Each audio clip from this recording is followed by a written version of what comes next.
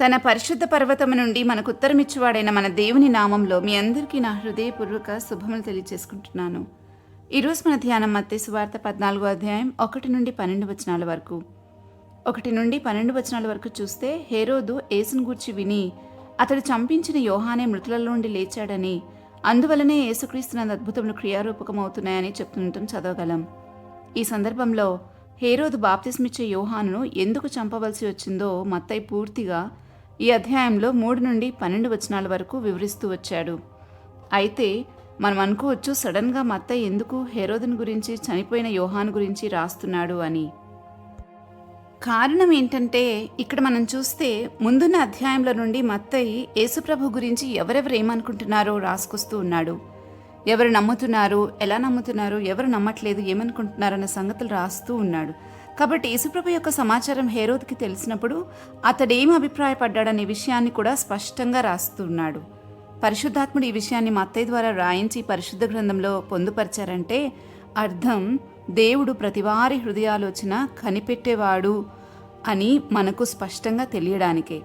ఇదే విషయాన్ని ఇర్మియా కూడా రాస్తూ ఉన్నాడు. 17వ అధ్యాయం 10వ వచనంలో, ఒకని ప్రవర్తనను బట్టి వాని క్రియల ఫలము చొప్పున ప్రతీకారం చేయడానికి యెహోవాను నేను హృదయంను పరిశోధించువాడను, అంతరింద్రియములను పరీక్షించువాడను అని.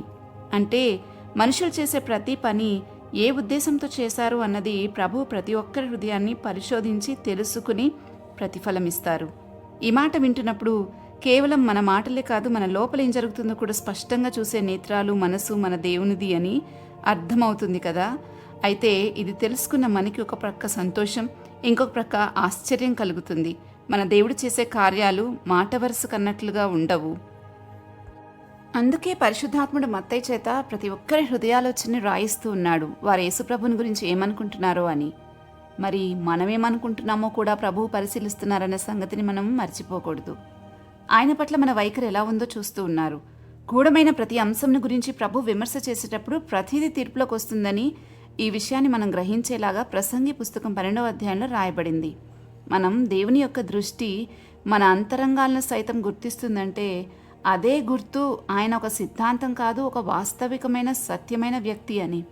మనం సహవాసం చేసేది ఒక నిజమైన దేవునితో, ఒక సజీవుడైన వానితో. హేరోదు యేసుప్రభుని గురించి తాను చంపించిన యోహానే మరలా తిరిగి వచ్చాడని తన సేవకులతో చెప్తూ ఉన్నాడు. అతను యోహాను జ్ఞాపకాలలో నుండి బయటికి రాలేకపోయాడు. ఎందుకంటే యోహాను చంపి తన తలను పళ్ళెంలో పెట్టిమ్మని హేరోదియ కుమార్తె అడిగినప్పుడు హేరోదుకి ఇష్టం లేదు. ఈ విషయాన్ని 9వ వచనంలో మనం చూడగలం. అతడు దుఃఖపడినను తాను చేసిన ప్రమాణం నిమిత్తం తనతో కూడా భోజనం కూర్చున్న వారి నిమిత్తం ఈయ ఆజ్ఞాపించెను అని అక్కడ రాయబడింది. ఈ పాపభారం అతన్ని భయపెడుతూనే ఉంది. అందుకే అంటున్నాడు యేసుప్రభుని గురించి అతడే తిరిగి వచ్చాడు అని. మనిషిలోని పాపభారం మనిషిని స్థిమితంగా ఉండనివ్వదు, వేటిని కూడా రైట్గా అర్థం చేసుకొనివ్వదు. అది చాలా శరీరం మీద కూడా దుష్ప్రభావాన్ని చూపి చాలా అనారోగ్యాలకు దారి తీస్తుంది. మానసిక ఒత్తిడి గురై చాలా హార్మోన్స్ని ఇంబ్యాలెన్స్ చేస్తుంది. వీటన్నిటినీ విడిపించడానికే యేసయ్య వచ్చారు. అందుకే పాపక్షమాపణ పొందుకున్న వారి విషయంలో మనం స్వస్థత కూడా చూస్తాము. కానీ బయట వారికి ఇది చాలా వెర్రితనంగా అనిపిస్తుంది. అయితే హేరోదుకు యోహాను చంపవలసిన అవసరత ఎందుకు వచ్చిందంటే, బాప్తిస్మిచ్చే యోహాను హేరోదును హెచ్చరించాడు, నీ సహోదరుడైన ఫిలిప్పు భార్యను హేరోదియాను ఉంచుకునుట న్యాయం కాదని. కాబట్టి ఇద్దరికి, హేరోదుకు హేరోదియాకు కోపం వచ్చి హేరోదు జన్మదినం రోజున హేరోదియ కుమార్తె నాట్యమాడి హేరోదును సంతోషపరిచినప్పుడు ఏమడిగినా ఇస్తానని హేరోదు దగ్గర ఆమె ప్రామిస్ పొందుకుంది. అప్పుడు తన తల్లి చేత ప్రేరేపించబడి యోహాను తలను కొట్టించి పళ్ళెంలో పెట్టి తెప్పించమని అడుగుతుంది. ఆ ఇచ్చిన మాట నెరవేర్చడానికై హేరోదు చేసిన పని అది. అప్పటికే బంధించి చెరసాలలో వేశాడు. కానీ చంపాలనే ఉద్దేశం హేరోదుకు లేకపోయినా ఇచ్చిన మాట కోసం ఆ పని చేశాడు. అయితే అప్పటికే యోహాను పరిచర్య ముగించబడింది. అతడు ఎట్లాగైనా వెళ్ళిపోవలసిందే. కానీ దేవుడు అతనికి హతసాక్షిగా ఉండటానికి అనుమతించారు. కానీ ఎవరి వలన అది జరుగుతుందో వారికైతే అది శ్రమే. అతడు పుట్టకుండిన మేలు అని వాక్యం చెప్తుంది. హతసాక్షులు అంటే సత్యాన్ని గురించి మాట్లాడినందుకు, సాక్ష్యమిచ్చినందుకు చనిపోయే వారిని హతసాక్షులు అంటారు. ప్రపంచంలో సత్యం మాట్లాడే వారిలో చాలామంది ఈ విధంగానే చనిపోవడం లోకంలో మనం చూస్తాం.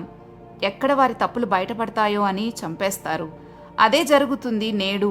ఎవరైనా నేనే సత్యమని చెప్పిన యేసుప్రభుని గురించి మాట్లాడితే కూడా ఎక్కడ తమ తప్పులు ఒప్పుకోవాల్సి వస్తుంది అని కొందరు నిరాకరిస్తారు, కొందరు తృణీకరిస్తారు, కొందరు ఇంకొంచెం ముందుకు వెళ్ళి వారిని వెలివేయడానికి, చంపడానికి కూడా వెనకాడరు.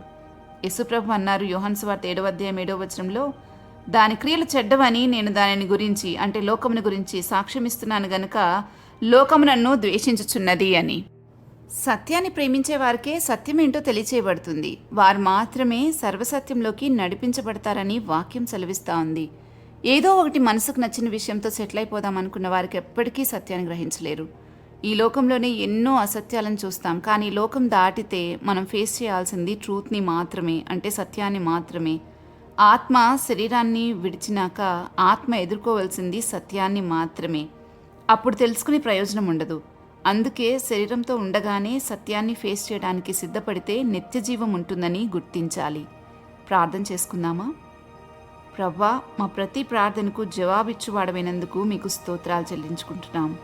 నేనే సత్యమని మాకు తెలియచేసి మమ్మల్ని సత్యమందు ప్రతిష్ఠ చేసినందుకు మీకు స్తోత్రాలు. దీనివల్ల మాకు మరణ భయాన్ని తొలగించారు. మా నోటి మాట, మా హృదయ ధ్యానం మీకు అంగీకారంగా చేసుకోమని వేడుకుంటూ ఉన్నాం. నీ చిత్తమే మా ఇళ్ళ జరిగించమని బ్రతిమాలుతున్నాం. సత్యం మాకు ఎంత నిష్ఠూరంగా అనిపించినా దాన్ని ప్రేమించే మనస్సు మాకు దయచేయండి. ఎల్లప్పుడూ మమ్మల్ని సర్వసత్యంలోకి నడిపించమని వేడుకుంటున్నాం. ఈరోజు అంతటినీ మమ్మల్ని మీకు అప్పగించుకుంటున్నాం. మేము చేయ పనంతా కూడా మీకు మహిమకరంగా చేసేలాగా మాకు సహాయం చేసి నడిపించమని యేసుక్రీస్తు ప్రభువారి నామంలో అడిగి వేడుకుంటున్నాము తండ్రి. ఆమెన్. రేపటి ధ్యానంలో మరలా తిరిగి కలుద్దాం. అంతవరకు దేవుని కృప మనందరికీ తోడైనను గాక. ఆమెన్.